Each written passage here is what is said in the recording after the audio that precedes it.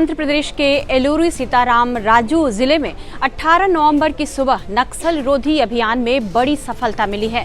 सुरक्षा बलों ने देश के मोस्ट वांटेड नक्सली कमांडर माड़वी हिड़मा को मुठभेड़ में मार गिराया। हिड़मा सीपीआई माओवादी की पीपुल्स लिबरेशन गुरिल्ला की बटालियन 1 का प्रमुख, केंद्रीय समिति का सदस्य और दंडकारण्य जोनल कमेटी का सेक्रेटरी था। उसके साथ उसकी पत्नी रानी उर्फ राजे और 4 बॉडीगार्ड भी थे। 2.5 दशक से छत्तीसगढ़ के बस्तर में सक्रिय हिड़मा 2013 के झीरम घाटी हमले समेत 26 बड़े हमलों का मास्टरमाइंड माना जाता था। 2010 का दंतेवाड़ा हमला, जिसमें 76 जवान शहीद हुए थे, वह हमला भी उसी ने कराया था। 2013 के झीरम घाटी हमले में कांग्रेस के कई बड़े नेता मारे गए थे। आज दिनांक 18 नवंबर को छत्तीसगढ़ एवं आंध्र प्रदेश के सीमावर्ती ESR डिस्ट्रिक्ट में आंध्र प्रदेश सुरक्षा बल एवं माओवादियों के बीच में मुठभेड़ हुई। मुठभेड़ के उपरांत 6 माओवादियों के डेड बॉडी सुरक्षा बल द्वारा बरामद की गई। उनमें से ऐसा एक नाम है माओवादियों के central committee member Madvi Hidma, जो पूर्व में PLG बटालियन नंबर 1 का कमांडर भी रहा और आतंक का एक चेहरा के रूप में इसका पहचान है। उनका डेड बॉडी भी आज की मुठभेड़ में रिकवर की गई। साथ साथ जो माड़वी हिड़मा की पत्नी राजे एवं अन्य 4 कैडर्स, कुल 6 माओवादियों का डेड बॉडी और काफ़ी बड़ी संख्या में AK-47 और अन्य आर्म्स एम्युनिशन भी मुठभेड़ स्थल से बरामद की गई। माड़वी हिड़मा का इस मुठभेड़ में मारा जाना सुरक्षा बलों के लिए काफ़ी एक निर्णायक बढ़त है। न सिर्फ दंडकारण्य स्पेशल जोन कमेटी इलाका, न सिर्फ बस्तर क्षेत्र का, संपूर्ण भारतवर्ष में नक्सल विरोधी अभियान के लिए ये काफ़ी एक निर्णायक बढ़त के रूप में देखा जा रहा है। नक्सल मुक्त भारत, नक्सल मुक्त छत्तीसगढ़, नक्सल मुक्त बस्तर, ये संकल्प है। उसी संकल्प की आगे लेते हुए सुरक्षा बल द्वारा एक इंटीग्रेटेड और कोऑर्डिनेटेड एफर्ट लगातार की जा रही थी। बस्तर संभाग के अंतर्गत जिस तरीके से DRG, STF, Bastar fighters, cobra, CRPF, BSF, ITBP, SSB एवं तमाम सुरक्षा बल द्वारा लगातार माओवादी के खिलाफ प्रभावी अभियान संचालित की गई, जिसके परिणाम स्वरूप वर्ष 2025 में काफ़ी बड़ी संख्या में माओवादियों का टॉप लीडरशिप, जिसमें उनके general secretary, central committee members, police bureau members के डेड बॉडी रिकवर किए गए थे। कहीं न कहीं इसी प्रेशर में माओवादी कैडर्स को छत्तीसगढ़ बस्तर के इलाका छोड़कर उनके दूसरे प्रांतों में शरण लेने के लिए मजबूर हुआ।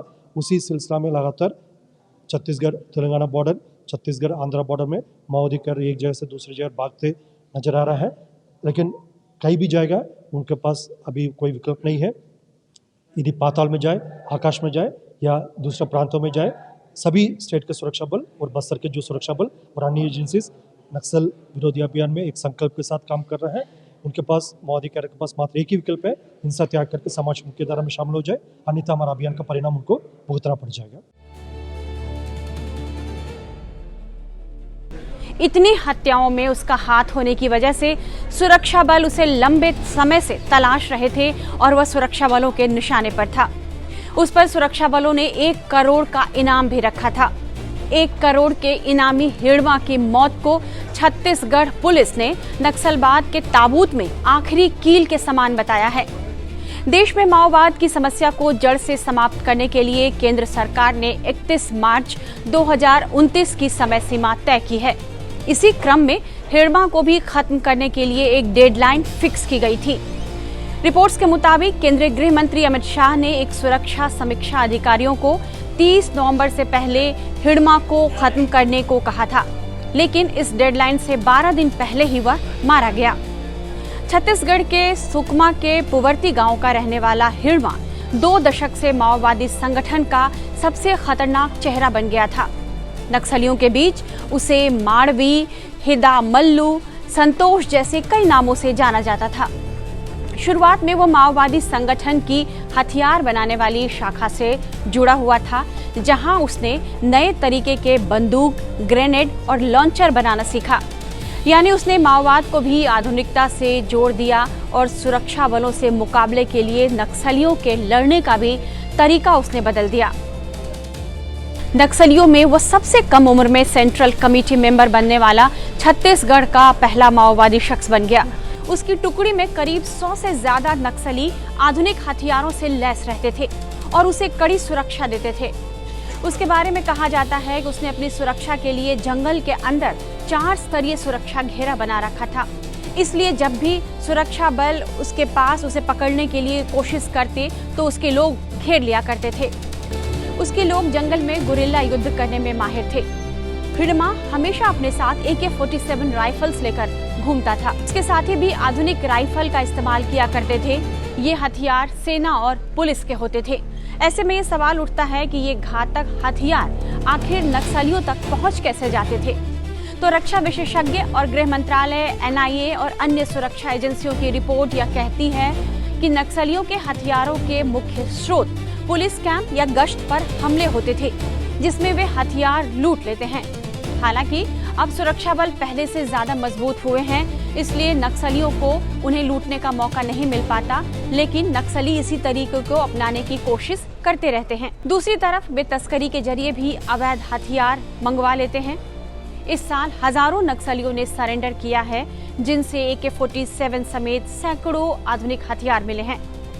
हिडमा की पत्नी मदगाम राजे साये की तरह हिडमा के साथ रहती थी।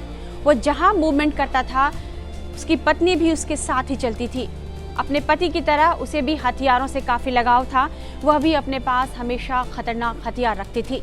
पुलिस के मुताबिक पिछले 2 सालों में छत्तीसगढ़ में लगातार इनकाउंटर हो रहे हैं। सुरक्षा बल के जवान कई बड़े माओवादी लीडर्स का इनकाउंटर कर चुके हैं।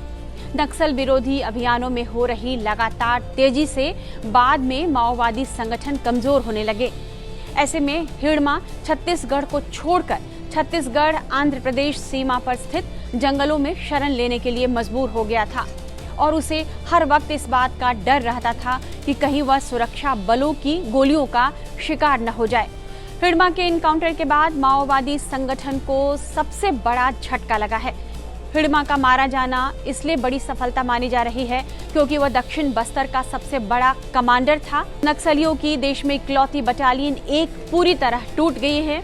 विशेषज्ञों का मानना है कि बीजापुर मकलानगिरी बेल्ट में माओवादी नेटवर्क अब खत्म हो सकता है और इस तरह केंद्र सरकार ने जो मार्च 2026 की एक डेडलाइन रखी है कि देश से माओवाद खत्म हो जाएगा, उम्मीद की जानी चाहिए कि इस दिशा में देश बहुत तेजी से आगे बढ़ रहा है। इस तरह के तमाम एक्सप्लेनर्स और बाकी खबरों के लिए आप बने रहिए टाइम्स नाउ भारत के डिजिटल प्लेटफॉर्म के साथ।